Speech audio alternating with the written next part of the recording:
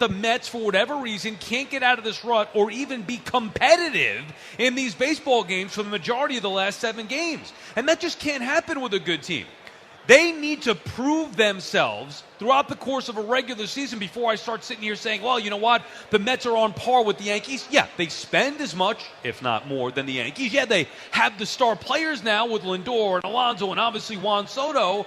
But what they don't have and haven't had is the sustained success that the Braves, the Dodgers, the Yankees, the top teams in Major League Baseball have had. And until they have that, we are all going to question how legitimate they are.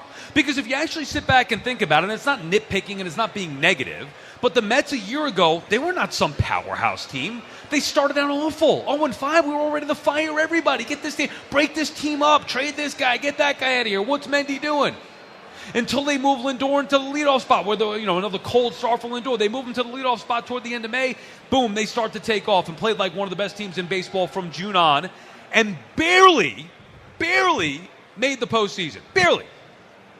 So it's not even like you could sit there and say, wow, the Mets were, won 96 games. Okay, this is going to be the second straight year. No, they barely made the playoffs on the final day of the year. Barely made it.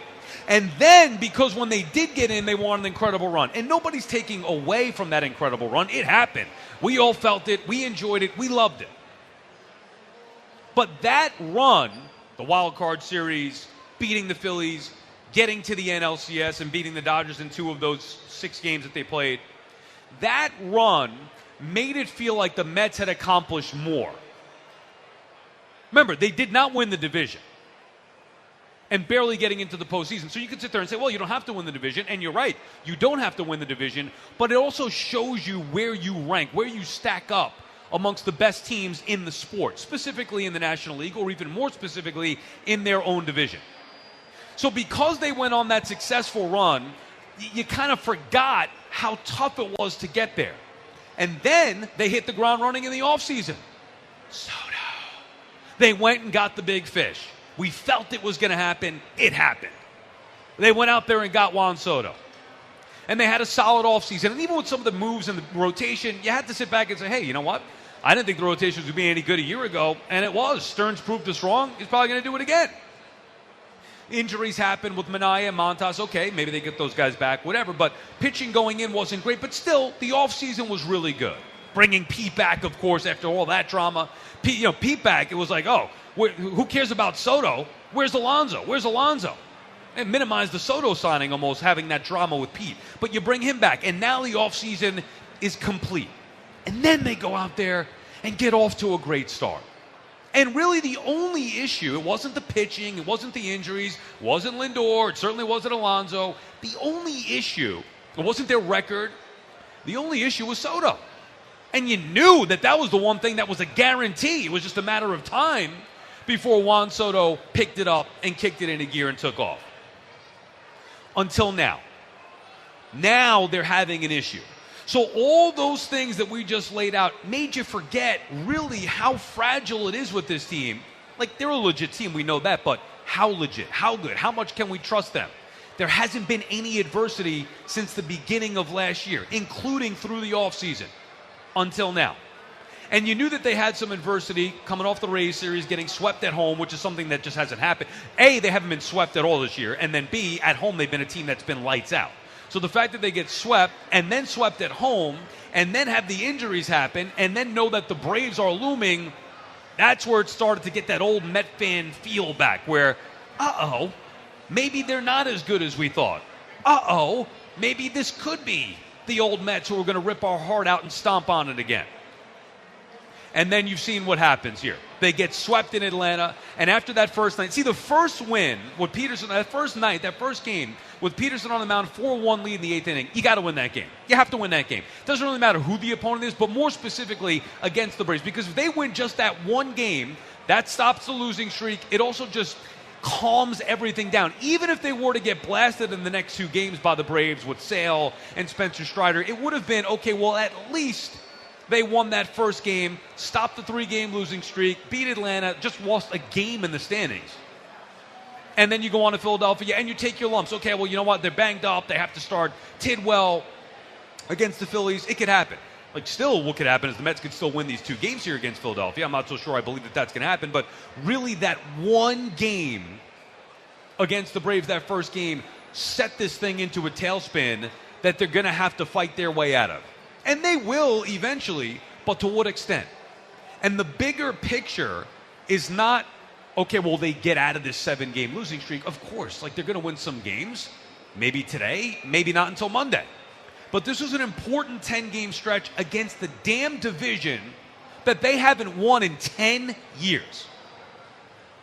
So forgive me for starting to doubt the Mets a little bit when they really haven't shown us enough. We've been down this road many times before. You heard it in 2006. Mets are going to take over the town. And I'm not trying to make it about the Yankees, but just that talk like, okay, well, the Mets are really going to make their mark now. 2006. What happens that following year? Obviously, they disappointed in 2006 to begin with. But then, the injury's an excuse. Okay, well, they fell short. Game 7 of the NLCS. What happens the following year? The ultimate collapse in 2007. What happens after that? Another collapse in 2008. Close down Shea Stadium, open Citi Field, barren as far as the postseason or any kind of success goes until 2015.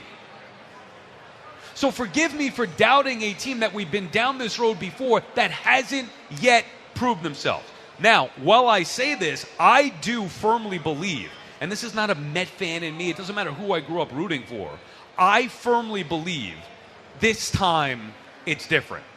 I firmly believe in Steve Cohen and David Stearns and Juan Soto and some of the other players that they have. I believe in this team wholeheartedly. I believe they're better than the Phillies. I believe they're better than the Braves. And I believe when all's said and done, they will prove that they are better than both those teams.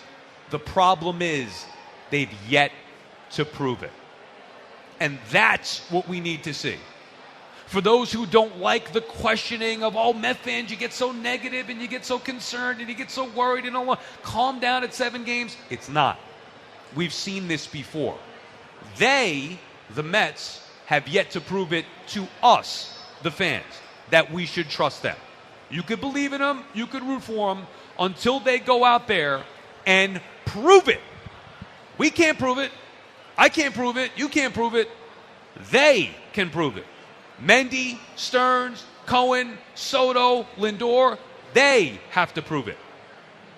And until they do, then there are going to be doubts. And the more nonsense that happens like this, and I don't mean just a 7-game losing streak, which, by the way, is bad enough. If the Braves can lose to the Marlins and Rockies, which they did, they lost to the Rockies, swept the Mets, lost to the Marlins. So is it that the Braves are great, or is it that the Mets are in a rough patch? You tell me. Rockies, Marlins, 2 of the worst teams in the sports. So spare me the Mets are hurt, they're banged up. That's not it. They lost to the Rockies, swept the Mets, and looked convincing doing so, and then lose to the Marlins.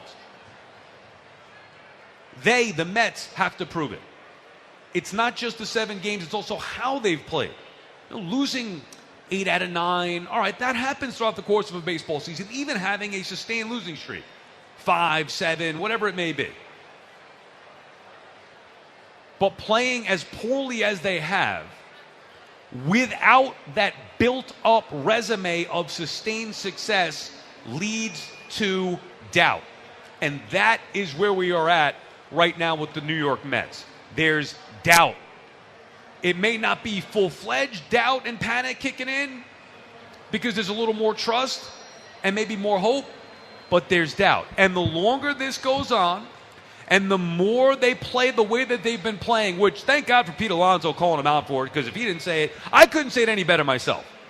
If he didn't say it, we were going to say it even harsher today. Thank goodness somebody over there held that team accountable for how pathetic they have been playing. And Alonso used words like, not up to where we expect to be, not up to our standards. I loved it from Pete. But they could talk it, now they got to do it. See, and that's the advantage they have. We can only talk it. You can call here, 888-808-1019, and talk it with me, and I can talk it for the next 3 hours. They're the ones who actually can go out there and do it. So it's nice to see Pete taking some accountability. It was nice to see Lindor doing the same thing the other night, talking about hard to win when your leadoff guy doesn't get on. He's right. Well, it's time to start getting on base. I mean, it's one thing if you beat up on the Nationals and Rockies, but You got to get on base here against the Phillies and the Braves. And the good news is that the Mets, even though they've lost all 4 of these first games in this important 10-game stretch in the division, they've got 6 more to go. And all of this negativity and embarrassing, and that's what they've been doing, is embarrassing themselves and the fans as a byproduct.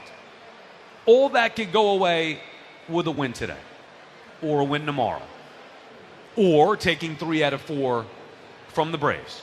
So it's still right there. I know it doesn't feel great right now, but that's what this team needs to do. Until they prove themselves, how could we trust them? It's impossible to. You can think something's going to happen, you could believe something's going to happen, but fully, wholeheartedly trusting that the New York Mets are going to be what we hoped they could be or thought they were going to be coming into the year, can't do it yet.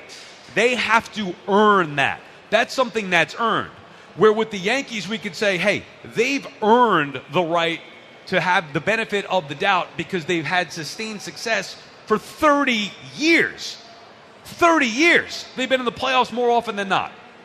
You trust that that's going to continue to happen because it has happened for 30 years. When it doesn't happen, it's like, oh, wow, that's a shocker. Yankees actually missed the postseason in 2023? How the hell did that happen? They never missed the postseason. Whereas the Mets, it's the opposite. Wow, Mets made the playoffs this year? How'd that happen? They haven't made the playoffs in so-and-so. Mets won the division? Wow, they haven't won the division in 10 years.